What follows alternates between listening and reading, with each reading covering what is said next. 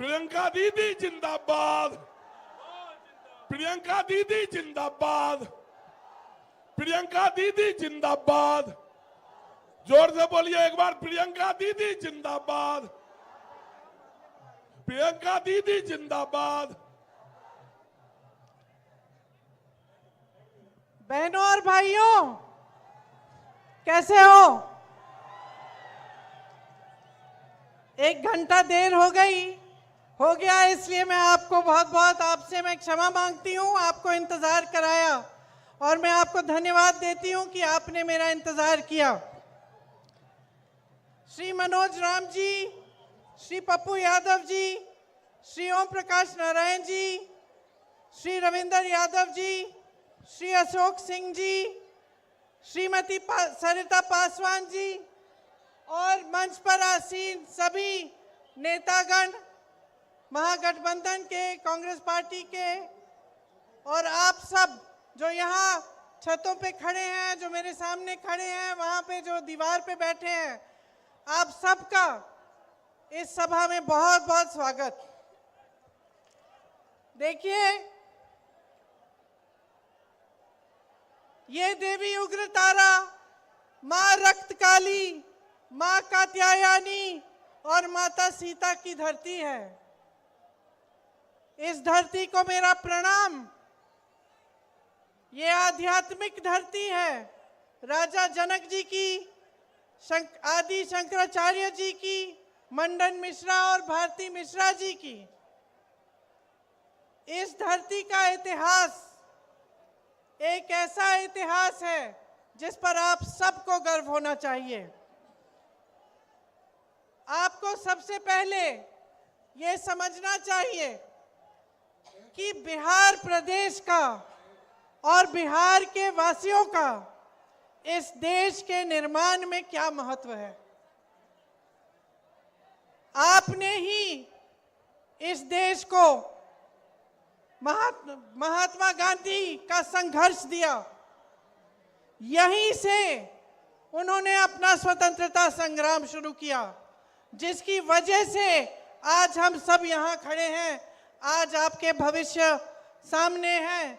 आज आपके जितने भी निर्माण के कार्य होते हैं, क्योंकि हम स्वतंत्र हैं, क्योंकि ये देश आज़ाद है, क्योंकि हमारा एक संविधान बना, जिसके लिए महात्मा गांधी ने जो संघर्ष था वो यहाँ से शुरू किया। आप ही ने इस दुनिया को गौतम बुद्ध जी दिए, जिसका नमन पूरा विश्व करता है, जिन्होंने एक रास्ता दिखाया शांति का, अहिंसा का। वैसे ही गांधी जी ने एक रास्ता दिखाया जो इस देश की राजनीति में गढ़ा हुआ है, जिसने इस देश की राजनीति की नींव डाली। जो हमारा संविधान है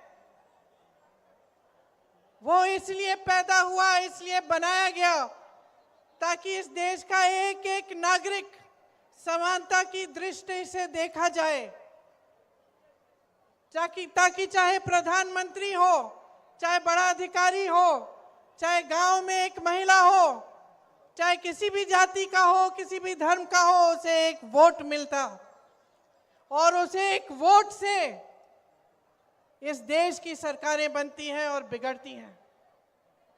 तो हमारे संविधान ने जो आपको सबसे बड़ी शक्ति दी वो आपकी वोट की शक्ति है, और उसी शक्ति को आप इस्तेमाल करने जा रहे हैं।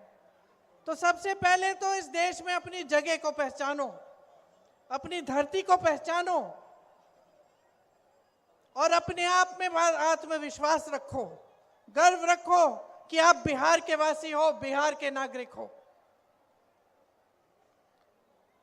देखिए, जो भाजपा की सरकार है और जो एनडीए की सरकार यहां बिहार में चल रही है, वो आज आपके वोट को खतरे में डाल रही है। वही जो मूल अधिकार है आपका, जिससे ये देश बनता है, जिससे सरकारें बनती बिगड़ती हैं, उसको खत्म करने की साजिश करते हैं। आपने वोट चोरी के बारे में सुना है? सुना है कि नहीं? सुना है ना? 65 लाख नाम काटे हैं बिहार में से। इसका मतलब है कि 65 लाख लोगों के अधिकार रद्द कर दिए हैं। कौन से अधिकार? और आपके जीवन में क्या क्या फर्क पड़ता है इसके होने से? सिर्फ ये फर्क नहीं है कि वोट के दिन आप जाकर अपना वोट नहीं डाल सकते, ये फर्क नहीं है। सबसे बड़ा फर्क ये है कि जितने भी आपके अधिकार हैं वो आपकी नागरिकता से और आपके वोट से जुड़े हुए हैं। जितनी सरकारी स्कीमें हैं, सरकार से जो जो मिलता है, चाहे पेंशन हो, चाहे मनरेगा में आप काम कर सकते हैं या नहीं, सब इन चीजों से जुड़ा हुआ है। तो जिस दिन आपका वोट कट जाता है, उसका मतलब है कि आपकी नागरिकता रद्द कर की जा रही है। उसका मतलब है कि जितनी भी सरकारी स्कीमें हैं, सब कुछ ये बाद में आपसे कट जाएंगी। तो ये एक बहुत बड़ी साजिश है और आपको इसको समझना पड़ेगा। तो जब आप राजनीतिक दलों, पार्टियों की राजनीति समझते हैं, उनकी विचारधारा को देखते हैं, उनके नेताओं को देखते हैं, तो क्या देखना चाहिए, क्या पूछना चाहिए? आपको हमेशा ये समझना चाहिए कि जो नेता आपके भविष्य के बारे में, आपके वर्तमान के बारे में बात कर रहा है, वो नेता सही है। जो नेता, जो राजनीतिक दल जिसकी विचारधारा आपके संघर्ष को समझ रही है, वही विचारधारा ठीक है। आज आपकी परिस्थिति क्या है, मुझसे अच्छी तरह आप जानते हैं। आज बिहार में 20 सालों से एक ही सरकार चल रही है और ये सरकार जैसे जैसे साल बीतते गए, वैसे वैसे बिहार से चली ही नहीं। आज बिहार की सरकार नीतीश जी नहीं चला रहे हैं, उनको चलाने दे ही नहीं रहे हैं। आज यहाँ की सरकार केंद्र से चलती है। जो बड़े बड़े निर्णय होने हैं वो केंद्र में होते हैं। प्रधानमंत्री जी करते हैं, गृह मंत्री जी करते हैं। आज बिहार में बिहार के अपने मुख्यमंत्री का भी सम्मान नहीं है। आप सब सम्मान देते हो, लेकिन केंद्र सम्मान नहीं देता। और जब हर चीज केंद्र से चलेगी तो आपकी सुनवाई कहां होगी? जब आपकी सीएम की सुनवाई नहीं हो रही है, तब आपकी सुनवाई कहां हो रही है? दूसरी बात समझने वाली यह है कि भाजपा के सबसे बड़े बड़े नेता जो हैं, यहां आए भी थे मेरे ख्याल से, गृह मंत्री जी, प्रधानमंत्री जी, क्या बात करते हैं? हमेशा अतीत की बातें करते हैं कि भाई ये इसलिए बिगड़ा हुआ है क्योंकि जवाहरलाल नेहरू ने बिगाड़ा होगा। आज तुम्हारी गांव में टूटी से पानी इसलिए नहीं आ रहा है क्योंकि इंदिरा जी ने कुछ किया होगा। तुम्हारी सड़क की मरम्मत नहीं हो रही है क्योंकि जवाहरलाल नेहरू ने उस समय कुछ गलत कर दिया होगा। हमेशा अतीत की बातें करते हैं और हमेशा कहीं ना कहीं से किसी ना किसी का अपमान निकाल लेते हैं ताकि आपका ध्यान भटक जाए। कर्नाटका में चुनाव था, वहां गए, कहने लग गए कि कर्नाटका के लोगों का अपमान किया है विपक्ष ने। बंगाल गए तो बंगाल का अपमान। यहां बिहार आते हैं तो कहते हैं कि पूरे विपक्षी दल के सारे नेता बिहार की जनता का अपमान कर रहे हैं। तो मैं सोच रही थी इनका भाषण सुनते हुए कि मैं एक सुझाव देना चाहती हूं प्रधानमंत्री जी को, क्योंकि उनका समय जो है बहुत महत्वपूर्ण है इस देश के लिए। प्रधानमंत्री और गृह मंत्री जी का जो समय है वो काम करने में जाना चाहिए कि नहीं जाना चाहिए? जाना चाहिए। रोजगार दिलवाने में जाना चाहिए कि नहीं जाना चाहिए? बेरोजगार हो ना तुम, बेरोजगार हो ना, पढ़े लिखे भी होगे, पढ़े लिखे हो लेकिन बेरोजगार हो। तो प्रधानमंत्री जी का जो समय है वो रोजगार दिलवाने में, विकास लाने में, बड़े बड़े उद्योगों को लगवाने में लगना चाहिए। इसीलिए मेरा सुझाव ये है कि वो एक नया मंत्रालय बना दें और उसका नाम रखें अपमान मंत्रालय। क्यों? अच्छा सुझाव है पप्पू जी, एक अपमान मंत्रालय बना दें ताकि उनका समय व्यर्थ ना हो। वो बड़ी बड़ी सूचियां निकाल देते हैं कि हमें इसने गाली दी, उसने गाली दी, इसने हमारा अपमान किया, तो खुद क्या बैठ के सूची बनाएंगे, अपमान मंत्रालय बना देगा। और जब आप अपनी नौकरी, अपने रोजगार के लिए धरना प्रदर्शन करोगे और उनको लगेगा कि देश का अपमान हो रहा है क्योंकि कोई सवाल उठा रहा है, तो अपमान मंत्रालय बुला ले आपको, है कि नहीं। और जब कोई अध्यापक या कोई महिला या कोई संविदा कर्मी अपने अधिकारों के लिए सवाल उठाए तो इनको लगता है कि देशद्रोही हो रही है, इनको लगता है कि देश का अपमान हो रहा है, तो अपमान मंत्रालय को बुला ले, अपमान मंत्रालय कार्रवाई करे, है कि नहीं। अपना समय क्यों व्यर्थ कर रहे हैं। और इस अपमान मंत्रालय में मेरा यह भी सुझाव है कि मेरे परिवार के बारे में जितनी इन्होंने गालियां दी और जितना उल्टा सीधा बोला उसका भी रिकॉर्ड रखा जाए, एक लाइब्रेरी पूरी बन जाएगी किताबों की, भर देंगे उनको। क्योंकि अफसोस की बात यह है कि इन फिजूल की बातों में आपका समय बर्बाद किया जा रहा है। इनके नेता मंच पे आते हैं, आपकी बात नहीं करते, ये नहीं बताते हैं कि आपको कितने रोजगार देंगे, ये नहीं बताते हैं कि बिहार में जो इतनी अच्छी शिक्षा की व्यवस्था थी, जो आईपीएस, आईएएस, आईएफएस के बड़े बड़े अधिकारी भेजती थी देश में, वो ठप क्यों हो गई। बताते नहीं है कि पेपर लीक क्यों हो रहा है आपका, कि जो ये नौजवान सारे यहाँ खड़े हैं, पढ़ते हैं, लिखते हैं, सालों ये संघर्ष करते हैं, पेपर देते हैं भर्ती के लिए और पेपर लीक हो जाता है, रद्द हो जाता है, कोई घोटाला हो जाता है, कोई पैसे ले रहा है उसमें से। ये नहीं बताते कि क्यों हो रहा है और उसको रोकने के लिए क्या करने जा रहे हैं। जो ये बड़े बड़े भाजपा के नेता हैं वो आपको सामाजिक न्याय की बात नहीं करेंगे आपके सामने। वो ये नहीं कहेंगे कि आपका हिस्सा, आपका हक आपको मिलना चाहिए। जो बड़े बड़े भाजपा के नेता हैं वो आपको ये नहीं बताएंगे कि बिहार में इतना भ्रष्टाचार क्यों हो रहा है, कितने घोटाले हो रहे हैं, कि जो पैसा आपकी स्कीमों के लिए, आपको आगे बढ़ाने के लिए, आपके विकास के लिए दिया जा रहा है, वो पैसा कोई खा रहा है, वो पैसा आपके पास पहुंच नहीं रहा है। ये बातें नहीं कर रहे हैं। मेरी बहनें यहाँ खड़ी हुई हैं, आपके संघर्ष को कौन पहचान रहा है, कौन पहचान रहा है।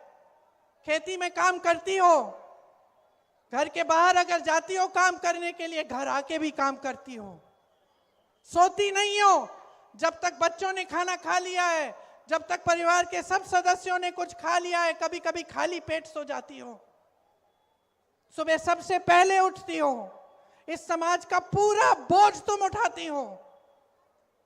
परिवार की परवरिश, बच्चों की परवरिश, परिवार का देखभाल, बड़ों का देखभाल, छोटों का देखभाल, सब आप कर रही हो।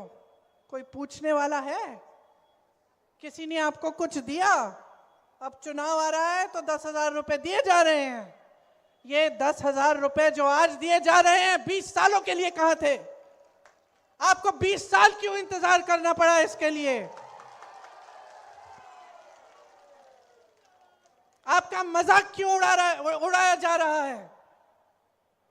चुनाव के एक हफ्ते पहले ये ऐलान करते हैं कि 10,000 रुपए देंगे और अब बांटना शुरू, तो ये पैसे कहां थे इससे पहले?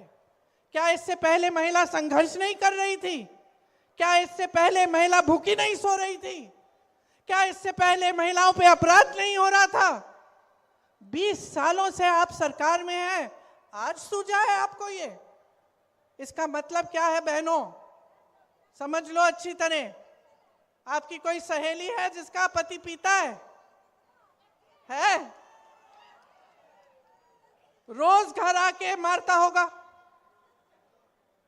तो रोज घर आके अगर मारता है और एक दिन अचानक कहने लगा कि लो मैं तुम्हारे लिए एक महल बनाने वाला हूं, अब मैं तुमको बहुत अच्छी तरह रखूंगा, मैं कभी तुम्हें मारूंगा नहीं, मैं हमेशा तुमसे अच्छी तरह बात करूंगा, तो तुम क्या कहोगी अपनी सहेली को? इसकी बातों में मत पड़ो बहन, यही कहोगी ना? कहोगी इसकी बातों में मत पड़ो बहन, जो ये रोज करता है उसको देखो, आज कह रहा है कल फिर से पीटेगा, यही कहोगी ना? यही कहोगी ना? क्योंकि महिलाएं जो हैं नियत को पहचानना जानती हैं। मैं भी महिला हूं, मैं जानती हूं, नियत को पहचानना जानते हैं हम जानते हैं कि कौन करता है हमारे लिए और कौन नहीं करता। हम जानते हैं कि 20 सालों से हम भटक रहे हैं, हम संघर्ष कर रहे हैं, हमारी कोई सुनवाई नहीं है। और चुनाव के एक हफ्ते पहले आपने 10,000 रुपए देना शुरू कर दिया। बहनों, 10,000 रुपए ले लो, लेकिन अपना वोट मत दो।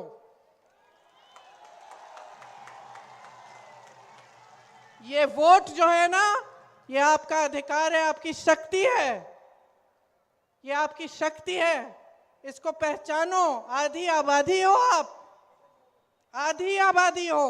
मन बना लिया ना अपनी शक्ति को एक करने के लिए, खड़े हो जाने के लिए, तो कोई कुछ नहीं कह पाएगा। मन बना लो कि एक ऐसी सरकार चाहिए जो आपके बच्चों का, आपका और आपके परिवारों का भविष्य को देखे और उज्जवल बनाए। आज महंगाई इतनी है कि किसानी खेती से कमा नहीं पा रहे हो। यहां से कितने लोग पलायन करके बड़े बड़े शहर में जाते हैं? हाथ उठाओ। किसी को बिहार में रोजगार मिल रहा है? मैंने आपके अतीत की बात की कि कैसे आपने संघर्ष करवाया, कैसे आपने इस देश की नींव डाली, लेकिन मैं ये भी बता देती हूं, आज भी इस देश की नींव बनाने वाले आप हैं। आज भी इस देश का निर्माण करने वाले आप हैं। केरल से लेके कन्याकुमारी तक बिहार का युवा जाता है नौकरी ढूंढने के लिए, और मेहनत से, ईमानदारी से, अपने खून पसीने से इस देश को बनाता है। आपको बाहर जाना पड़ता है, पलायन करना पड़ता है, क्योंकि यहाँ आपको कुछ मिल नहीं रहा है। अपने परिवारों को छोड़कर एक छोटे से कमरे में किसी बड़े शहर में जहाँ कोई अपना नहीं है, वहाँ 4-5 और युवाओं के साथ आपको रहना पड़ता है। दिन रात संघर्ष करते हो, कोई टाइमिंग नहीं, कोई ठीक तरह से आपको वेतन नहीं दे रहा है, कोई अच्छा रोजगार नहीं मिल रहा है, फिर भी आप करते हो। फिर भी आप अपने परिवारों को सिर्फ त्योहारों के समय, जब छुट्टी मिलती है तब मिलते हो, तब घर आ पाते हो। यहाँ खेती करते थे, खेती से कमाई होती थी, आज खेती से कमाई नहीं है। आज खेती करो, धूप में संघर्ष करो, सब कुछ महंगा हो गया है, सारा खेती का सामान महंगा है, उपज का दाम नहीं मिलता है, समर्थन मूल्य नहीं मिलता, न्यूनतम समर्थन मूल्य। खेती करते हो, कुछ मिलता ही नहीं है, कमा नहीं पाते। और उधर जितने भी बड़े बड़े उद्योग हैं, जिससे पहले नौकरियां मिलती थी, जिसमें लोग मरते थे उन नौकरियों के लिए, सब लोग चाहते थे कि हमें सरकारी रोजगार चाहिए। क्यों? यहाँ बुजुर्ग बैठे हैं, बताएंगे। क्योंकि उससे सुरक्षा मिलती थी, पेंशन मिलता था, ऐसे लगता था कि अब नौकरी लग गई है, जीवन भर हम ठीक होंगे, हमें अब चिंता की जरूरत नहीं होगी। आज की परिस्थिति क्या है बहनों और भाइयों? आज जितने भी वो बड़े बड़े उद्योग थे, सब मोदी जी ने अपने बड़े बड़े दोस्तों को, उद्योगपतियों को दे दिए हैं। यहाँ के हवाई अड्डे आप देखिए, अभी तो एक ये बात निकली कि उनके जो बड़े मित्र हैं, बड़े उद्योगपति अडानी जी, उनको 1 रुपए पर एकड़ के दाम में बिहार की जमीन दे दी, हजारों एकड़ जमीन दे दी 1 रुपए के दाम में। और अगर आप जाते खरीदने वो जमीन, कितने की बिकती? आपको लोन लेना पड़ता, आपको कहीं से पैसे इकट्ठे करने पड़ते हैं उसी जमीन के लिए, जो मुफ्त में इतने बड़े बड़े उद्योगपतियों को दी जा रही है। आप लोन लेते हो, आपका लोन कभी माफ नहीं होता। 20 सालों में कब माफ हुए आपके लोन? कभी नहीं। आपको पढ़ाने के लिए आपके माँ बाप कितने संघर्ष करते हैं, कैसे पैसे इकट्ठे करते हैं, आप जानते होंगे। आपके लोन माफ नहीं होते लेकिन अडानी जी, अंबानी जी, उनके हजारों करोड़ रुपयों के, हजारों लाख करोड़ रुपयों के लोन माफ हुए हैं। इतनी बड़ी रकम है कि मैं भूल जाती हूं कि लाख करोड़ है कि कितना है। सच, हम लोग हंसते हैं, लेकिन हंसने की बात नहीं है, क्योंकि ये माफ कैसे होते हैं? आप ही के पैसों से, देश की संपत्ति से, देश के बैंकों से। तो यहां असलियत क्या है? आज बिहार की असलियत यह है कि रोजगार नहीं है, संघर्ष ही संघर्ष है। खेती किसानी से कुछ कमाया नहीं जा रहा। जो छोटे रोजगार, छोटे व्यापारी थे, छोटे दुकानदार थे, जो छोटे छोटे बिजनेस कर रहे थे, उनको मजबूत करने के लिए कुछ नहीं किया गया, बल्कि नोटबंदी ले आए थे कुछ सालों पहले, जिससे काफी लोग तबाह भी हो गए। बड़ी मुश्किल से फिर से उठाया उन्होंने अपना बिजनेस। तो ना आपको रोजगार मिल रहा है, ना शिक्षा की सुविधाएं हैं, ना महिला सुरक्षित है, ना महिलाओं के लिए रोजगार है। तो 20 सालों में किया क्या है इन्होंने किया क्या है? आप बताओ। कुछ नहीं किया। क्या आप चाहते हैं कि आप रोजगार के लिए कहीं और जाएं? क्या सब ये नहीं चाहते कि अपने परिवार के साथ रहें, कि अपने बच्चों को पास रखें, बच्चों की परवरिश में शामिल हों? क्या सब नहीं चाहते कि यहीं पे रोजगार मिले, शिक्षा मिले, यहीं पे भविष्य उज्जवल हो? सब चाहते हैं। कोई ऐसा नहीं है जो चाहता है कि कहीं दूर दराज जगह जाके अपना जीवन बनाए, अपना भविष्य बनाए। यहाँ पे बहुत मुद्दे हैं। बाढ़ आती है, जो कोसी नदी है उसमें बाढ़ आती है हर साल, और आपको बहुत दिक्कत होती है। बहुत गरीबी है इस इलाके में। हमारे समय में जब कांग्रेस की केंद्र में सरकार थी तो बाढ़ को राष्ट्र आपदा घोषित किया था, ताकि अगर बाढ़ आती थी, नुकसान होता था, तो आपको केंद्र सरकार की तरफ से कुछ मिल जाता था नुकसान को रोकने के लिए, ताकि आप कुछ कर सकते हैं उसके साथ। आज कुछ नहीं मिलता है आपको। यहाँ के जो धर्म स्थल हैं उनका कितना विकास हो सकता है? किसी ने किया है 20 सालों में? सहरसा में कोई विकास नहीं है, कोई बड़ा अस्पताल नहीं है, कोई अच्छे अच्छे शिक्षा के संस्थान नहीं है। यहाँ का जो रेलवे ओवरब्रिज है, कितने समय से बनना है, अभी तक नहीं बना। तो ये सब आपकी समस्याएं हैं।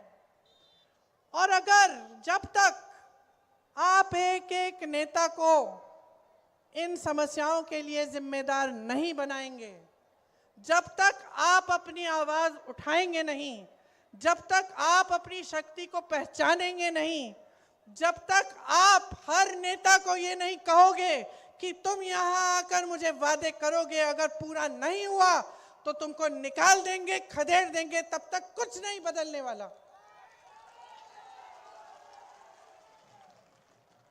और मैं सिर्फ भाजपा के नेता के बारे में नहीं कह रही हूं, मैं कह रही हूं कि आज मैं आपके सामने आई हूं।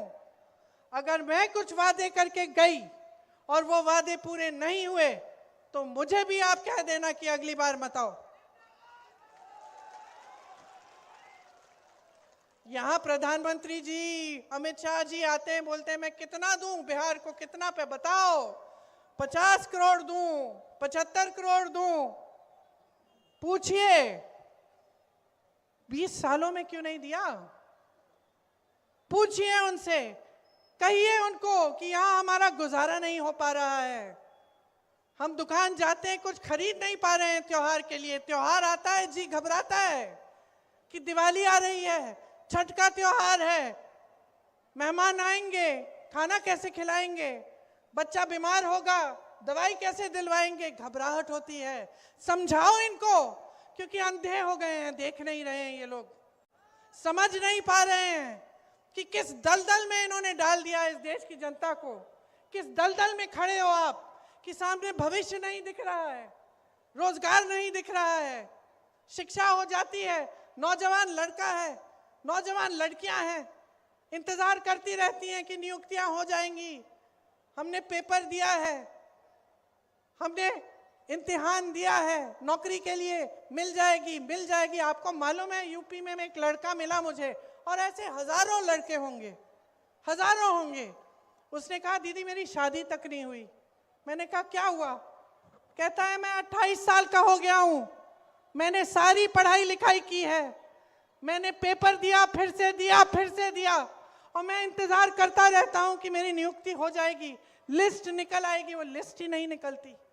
फिर मैं सोचता हूं कि कहाँ मैं जाके किसी दूसरी नई नौकरी के लिए एप्लीकेशन लगाऊंगा, इसी के लिए इंतजार कर लेता हूं। इतना संघर्ष किया, और करते करते करते साल निकल गए, लड़का बड़ा हो गया, शादी भी नहीं हो पाई, रोजगार भी नहीं मिला।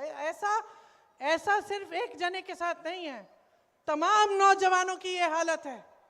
तो बदलाव लाना है, और बदलाव आपके हाथों में है। यही तो सुंदरता है हमारे देश के बारे में, हमारा लोकतंत्र है। और लोकतंत्र का मतलब है कि हमारे संविधान ने आपको वोट दिया, जिससे आप किसी की भी सरकार निकाल सकते हो, आप कोई भी सरकार बदल सकते हो। तो जागोगे कि नहीं? नहीं, मुझे सुनाई नहीं दिया, फिर से बोलो, जागोगे कि नहीं? बदलनी है अपनी परिस्थिति की नहीं? रोजगार यहां चाहिए कि नहीं चाहिए? बोलो हमें चाहिए। बोलो शिक्षा हमें यहां चाहिए। बोलो चाहिए। और अपना मन बनाओ, चुनाव आ रहा है, आने दो सबको मंच पे, देने दो बढ़िया बढ़िया भाषण, सुन लो सबकी बातें, लेकिन उनकी बातों का आकलन करो। अपनी समझदारी, अपने विवेक का इस्तेमाल करो। क्या किया है उन्होंने 20 सालों में, उसको ठीक तरह से समझो। खास तौर से मेरी बहनें, हमें लगता है कि कोई हमें कुछ दे रहा है तो हमारा भी उनके प्रति कोई एहसान होता है, चलो 10,000 रुपए दे दिए, हम वोट डाल देते हैं। नहीं नहीं बहनों, नहीं। जैसे मैंने कहा, जो दे रहे हैं ले लो, लेकिन अपने आप को मत भूलो, अपने बच्चों को मत भूलो, अपने परिवार को मत भूलो, अपने समाज को मत भूलो, और अपने बिहार को मत भूलो। ये आपकी धरती है, आपकी धरती है। गर्व करो इस पे। इसमें कितनी काबिलियत है, लेकिन उस काबिलियत को व्यर्थ किया जा रहा है। अगर आप सबकी काबिलियत, इतने सारे नौजवान जो जाके बाहर काम करते हैं, अगर यहाँ काम करते, अगर यहाँ निर्माण होता, यहाँ के जो उद्योग कांग्रेस के जमाने में लगाए गए थे, उनको अगर ठीक से चलाया जाता, तो कितना यहाँ पे कितनी प्रगति होती, कितना विकास होता। तो अब मन बना लो, कांग्रेस पार्टी और जो महागठबंधन है, उन्होंने कई चीजें तय की हैं कि हमारी सरकार आएगी तो आपके लिए क्या क्या हम करेंगे। उसकी सूची मेरे पास यहाँ है, तो मैं आपको पढ़ के सुनाती हूँ। देखिए, जो युवा यहाँ खड़े हैं बेरोजगार, आप जब परीक्षा देते हो नौकरियों के लिए, तो आपकी जो परीक्षा की फीस है उसे हम रद्द करने जा रहे हैं। परीक्षा का जो केंद्र है, जहां परीक्षा देने जाओगे, वहां तक आने जाने का जो खर्चा है वो आपको दिया जाएगा, मुफ्त यात्रा होगी आपकी। एक जॉब कैलेंडर बनेगा। जॉब कैलेंडर का मतलब, जिस दिन आपकी परीक्षा होगी, जिस दिन रिजल्ट आएगा, जिस दिन आपकी नियुक्तियां होंगी, वो सब चीजें जॉब कैलेंडर पे हम लगा के, हम सारा पहले से हम तय करेंगे। और किसी ने उसके साथ खिलवाड़ किया, किसी ने इधर उधर किया, तो उस पर सख्त कार्रवाई होगी। ये जो पेपर लीक का काम हो रहा है, जिसमें सब मिले हुए हैं और सब पैसे बना रहे हैं और आप बेरोजगार रह रहे हो, इसको रोकेंगे हम, ये नहीं होने देंगे।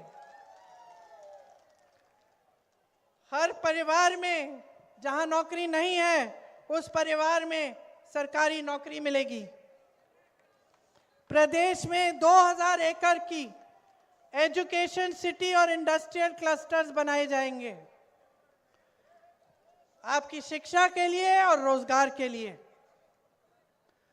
अगर आप अपना छोटा सा व्यापार शुरू करना चाहते हैं, जो नौजवान है वो सुने, कुछ अपना बिजनेस करना चाहते हैं, गरीब परिवार से आते हो, पैसे नहीं है, 2 लाख रुपए आपको दिए जाएंगे अपने बिजनेस को शुरू करने के लिए। आज लाखों सरकारी पद खाली पड़े हुए हैं, इनमें नियुक्तियां की जाएंगी और खास विशेष आरक्षण बिहार के वासियों को मिलेंगे। 3 साल की जो डिग्री है आपकी, इसे आप 3 साल में खत्म करेंगे, आपको 6-7 साल इंतजार नहीं करना पड़ेगा। और आवासीय अंग्रेजी मॉडल विद्यालय बनवाएंगे। मेरी बहनें, मैं जानती हूं कि आपका सबसे ज्यादा संघर्ष आप करती हैं, सबसे ज्यादा आपको आगे बढ़ना भी पड़ता है, बच्चियों को पढ़ाना भी पड़ता है, तब भी संघर्ष है। समाज भी सहायता नहीं करता ठीक ढंग से, न सरकार से आपको ठीक ढंग से सहायता मिलती है। इसीलिए जो जीविका दीदियां हैं, जो खूब काम करती हैं, खूब मेहनत करती हैं, उन्हें 30,000 रुपए प्रति माह मिलेगा और पक्की नौकरी दी जाएगी। प्रत्येक अनुमंडल में महिला कॉलेज की स्थापना की जाएगी। विधवा और वृद्ध जनों का जो पेंशन है वो 1,500 रुपए मिलेगा और हर वर्ष उसको 200 रुपए बढ़ाएंगे। मेरी बहनें, माई बहन मान योजना के तहत आपको 2,500 रुपए प्रति माह सीधे आपके खाते में दिए जाएंगे। ये चुनाव के समय का 10,000 रुपए की घूस नहीं है, ये आपको हर महीने मिलेंगे। आज आपको 10,000 मिल रहे हैं, क्या पता आगे वो दें या ना दें जब चुनाव खत्म हो जाएगा। 20 सालों से तो दिया नहीं। लेकिन आप कांग्रेस की सरकारों को देखो, कर्नाटका में, तेलंगाना में महिलाओं को हर महीने पैसे मिल रहे हैं और उसी तरह से हम यहाँ पे भी करेंगे।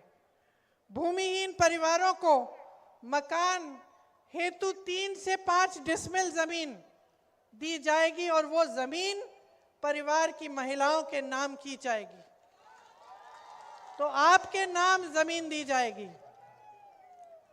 राजस्थान में कांग्रेस की सरकार थी, वहां 25 लाख रुपए स्वास्थ्य बीमा मिलता था। इसका मतलब है कि कोई भी इलाज हो, कोई भी बीमारी हो, कैंसर हो, हार्ट की बीमारी हो, आपको हार्ट का ऑपरेशन कराना है, आपको कैंसर के लिए कीमोथेरेपी का इलाज कराना है, आपको 25 लाख रुपए तक मुफ्त का इलाज मिलेगा। फिर से खोखली बात नहीं है, ये किया था कांग्रेस की सरकार ने राजस्थान में। मैं खुद मिली उन लोगों से जिनकी पूरी हार्ट की सर्जरी हुई और 1 पैसा 1 रुपया नहीं देना पड़ा। रो रहे थे वो लोग जब मुझे मिले, कहा कि ऐसी स्कीम, इतनी अच्छी स्कीम है, पूरे देश भर में लागू कराओ। तो इसलिए हम बिहार में लागू कराना चाहते हैं। जो सरकारी अधिकारी है, जो सरकारी नौकरी करते हैं, वो हमेशा पुरानी पेंशन की बात करते हैं। पुरानी पेंशन चाहते हैं और पुराना पेंशन आपको बिहार में अगर हमारी सरकार आएगी तो मिलेगा। ये जो संविदा कर्मियों और आउटसोर्सिंग पर जो काम करते हैं, इस पर कार्यरत कर्मचारियों को स्थायी बनाया जाएगा ताकि आपको घबराहट ना हो, आपकी भी नौकरी स्थायी हो जाए। 5 नए एक्सप्रेसवे बनाए जाएंगे। दिव्यांग पेंशन 3,000 रुपए का दिया जाएगा और किसान भाइयों के लिए न्यूनतम समर्थन मूल्य का हम गारंटी दे रहे हैं। मंडी की व्यवस्था बनाएंगे। मनरेगा में 300 रुपए प्रतिदिन आपको मिलेंगे और काम के दिन हम 2 गुना करेंगे। 200 यूनिट बिजली आपको हम मुफ्त दिलवाएंगे। पंचायती राज एवं नगर निकायों में ईबीसी आरक्षण 30% और एससी आरक्षण 20% किया जाएगा। अति पिछड़ा वर्ग अत्याचार निवारण अधिनियम बनाया जाएगा। आप पर अत्याचार रोकने के लिए निजी शिक्षा संस्थानों में भी आरक्षण लागू होगा। ये सारे काम हम करना चाहते हैं और हम चाहते हैं कि बिहार का एक एक वासी आगे बढ़े, कि आपकी प्रगति हो, कि ये जो पलायन की जो समस्या है ये खत्म हो जाए, कि आपको यहाँ रोजगार मिले, आपके हाथ यहाँ मजबूत बने। और मेरी बहनें, आपके लिए हम चाहते हैं कि आपके भविष्य अच्छे बने, कि आपकी घबराहट दूर हो जाए, आपको शक्ति मिले। तो आप अगर अपने आप को जनता को मजबूती देने का काम करना चाहते हैं तो आप महागठबंधन की सरकार